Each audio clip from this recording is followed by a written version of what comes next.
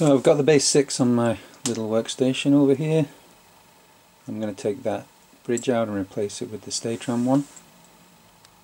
So as I mentioned previously, you can see that I've got this bridge on back to front. It was the only way I could get the little individual saddles in the right places to intonate it, and it's because of these screws here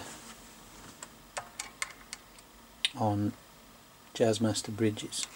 So if you imagine this the other way around, and if it's the other way around, this would have to be screwed all the way back, and this screw here, which we can't see, I'm barely on the thread doing it back to front, is protruding. So it would actually, if you imagine the other way around, the screw starts to touch here, which messes up all the intonation. So I'm going to take this one off and then put this one on that I was just showing you earlier. You can see it's much wider, and the other nice difference is, whereas this one back to front I've got to get a Phillips in here, it's not a good angle without taking it off, you risk threading it actually, or I've got to get it in here, which is slightly better, still a risk of threading it. But this one, you can see here, it takes an Allen key. So if you imagine if this was in, I can just reach around there and use the short end of the Allen key, so it should be much easier to intonate.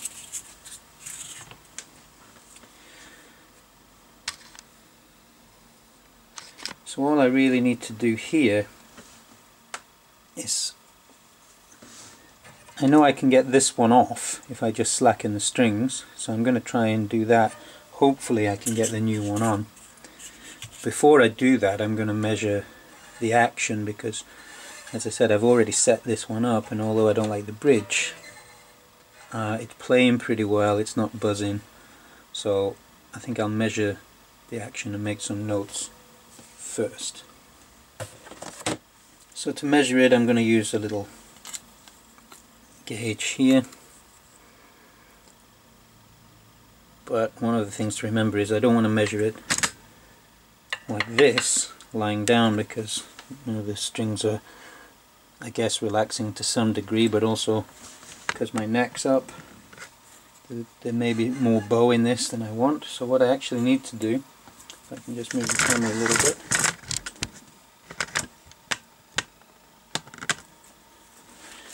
I need to put the guitar into a playing position. What I need to do is put the guitar in a playing position and then measure it with a gauge like this.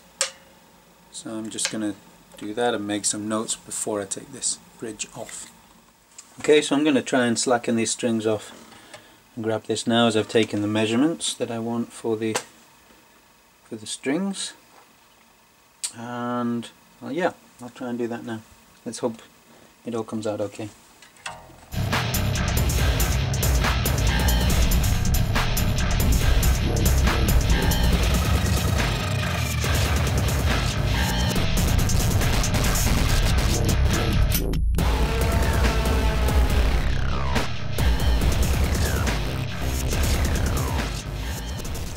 Okay, so I've got the new bridge on now. Like the old bridge, there is a certain amount of movement here, so you need to sort of get that where you want it before you start trying to set the intonation. And yeah, so I think we're ready to go, ready to start intonating this, and set it to the right height. First, it's a little bit higher. It's quite high there, so I'm going to adjust this, which also adjusts with the Allen key, and then I'm going to do my intonation. So the other nice thing about this bridge is it's already set up at the correct radius. You have an option of a 7 1/4 or a 9 1/2 inch radius bridge. These Squire versions of the Bass VI are 9 1/2. The original Bass VI was 7 1/4 inch radius, but this is already fixed at the correct radius, so I'm not messing about with the individual heights, so it also should be a lot quicker to set up.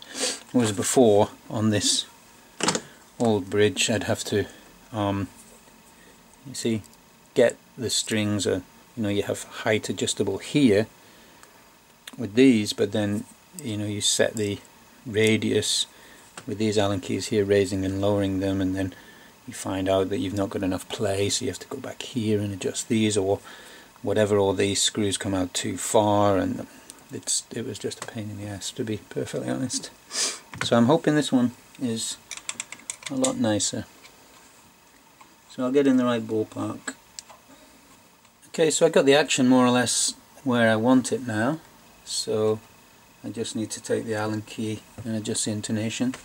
I just realized what I could have done before I put this on actually was I could have set these roughly, you know, which would have maybe saved a little bit of time, but that's okay. This is fine. I'm just going to set the intonation in the usual way of checking it at the open string and at the 12th fret, and I'm going to use my Peterson strobe tuner, Strobo Plus HD, which is really cool. Actually not used it for this before. The metronome on it's great though. So I'm going to do that now, and I won't bore you with that, so we'll pop back later and see how I'm getting on. Peterson actually recommended a different method of setting the intonation that I haven't probably looked at, so I might try that. I might set it up like this, and then just to see, I'll get a sense of it, I might do a comparison.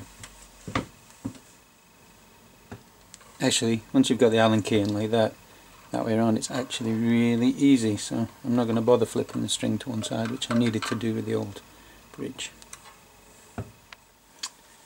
Okay, so it's all intonated now, pretty well I think. So it's gone a little bit out of tune overall.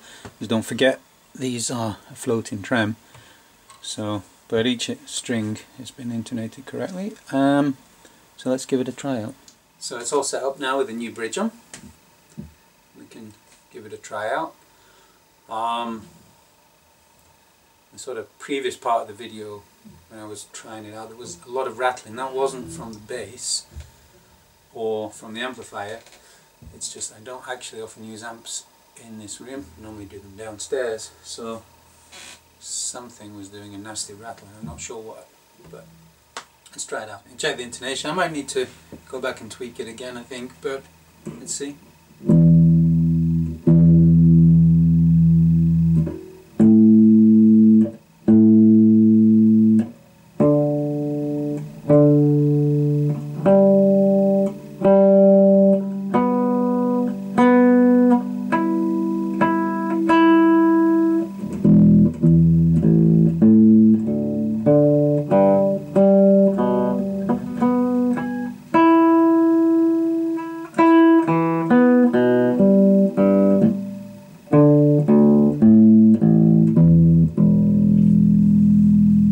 This low E, because it's so floppy, is quite hard to get, and actually if you can knock it out of tune quite easy, or you can actually, if you're a bit clumsy on your left hand, as I sometimes am, you could accidentally bend it out of tune. But it's great if you really deliberately want to do it.